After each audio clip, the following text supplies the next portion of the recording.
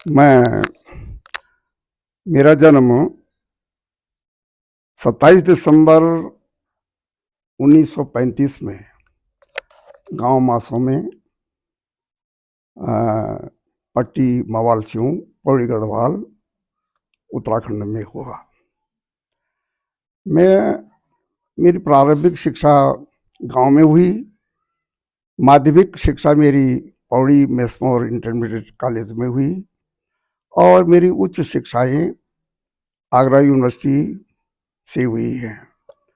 मैंने 1974 में एमए प्राचीन भारतीय इतिहास और पुरातत्व में उत्तीर्ण किया।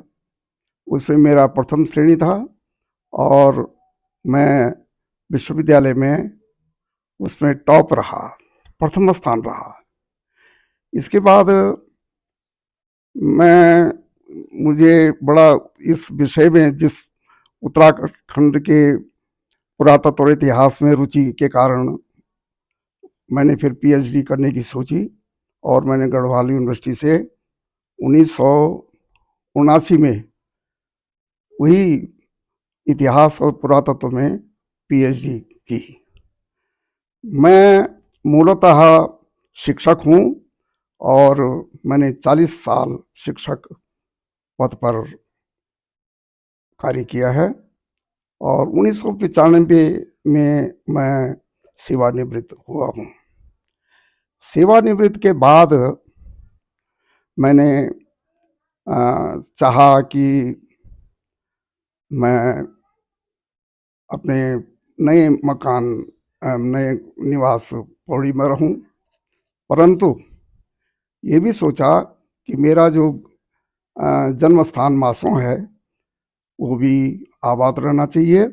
तो मैं लगातार अपने ग्राम मासों में भी जाता रहता हूँ और पौड़ी में मेरा अस्थायी निवास है ही। यहीं पर मैं अपना अध्ययन करता हूँ और यहाँ पर मेरे पास रिसर्च स्कॉलर आते हैं, मैं उन्हें सहायता करता हूँ और लेखन और चिंतन मेरा पौड़ी में होता है। मैंने जैसे कहा कि मैंने अपने दोनों गांव माने मासों भी जीवित रखा और अपना नया निवास जो पौड़ी में बनाया उसको भी जीवित रखा। लोग करते क्या हैं कि थोड़ा पढ़ लिख गए या कोई बड़ी नौकरी हो गई तो घर को त्याग देते हैं। मैं इस पक्ष में नहीं हूँ। हमारे गांव बहुत सुंदर हैं, यहाँ की प्राकृतिक छटा बहुत सुंदर है, यहाँ का पानी अमृत है, यहाँ की पहाड़ियाँ, वादियाँ, यह इसके लिए विदेशी लोग तरसते हैं। वो लोग बड़े नादान हैं, मूर्ख हैं जो अपने गांव को छोड़ रहे हैं। हमारे गांव की मिट्टी की जो सुवास है, उसकी खुशबू है, वो दुनिया में कहीं नहीं मिल सकती। हमारा जो अन्न है, पानी है, उसमें जो स्वाद है, उसमें जो पौष्टिकता है, वो नगर के वातावरण में नहीं हो सकती है। तो पलायन करना अच्छी बात नहीं है, इससे कई हानियां हो रही हैं। हमारी बोली, हमारी बोली जो गढ़वाली बोली है, उसको भी नए जो बच्चे हैं, हमारे नाती पोते हैं, वो भूलते जा रहे हैं। और बोली को भूलना ये सांस्कृतिक पतन है। अपनी बोली, हमारी बोली में इतनी मिठास है।